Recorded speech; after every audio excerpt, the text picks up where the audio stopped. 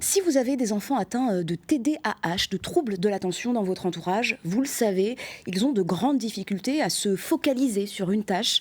Alors un habitant de Mers-les-Bains vient de développer, en collaboration avec un ESAT du Tréport, un boîtier connecté qui les aide à mieux gérer leur temps de concentration. Grégory Arcapati et Mathilde Lecomte nous détaillent son fonctionnement. Le nom de ce boîtier, TDAH Smart Trainer. Le principe est simple. Après avoir répondu à quelques questions sur une application mobile dédiée, un algorithme met en place une session de travail. À ce moment-là, un voyant s'allume en rouge comme signal de concentration, puis il passe après quelques minutes au vert pour débuter un moment de pause. Quand un enfant est TDAH, on lui demande de rester assis, de ne pas bouger, de rester concentré. Ça ne marche pas très bien.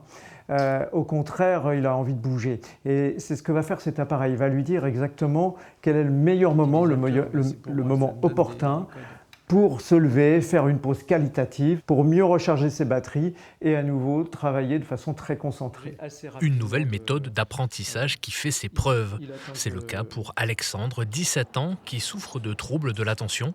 Il utilise ce boîtier depuis le mois de janvier et a constaté un réel changement dans sa capacité de concentration. Pour la première fois, j'ai lu un livre en entier, sachant que on m'a toujours dit que avec mes problèmes, jamais j'aurais pu réussir à lire un livre entier, ce qui n'est pas le cas. N'écoutez pas les gens. Le fait, à chaque fois qu'il l'utilisait, d'être allé au bout de sa tâche, déjà, c'était une grande fierté pour lui. Donc, je trouve qu'il a gagné en confiance en soi. Le TDAH Smart Trainer est assemblé dans ces ateliers de l'ESAT du Tréport. Les travailleurs qui réalisent les tâches sont tous en situation de handicap.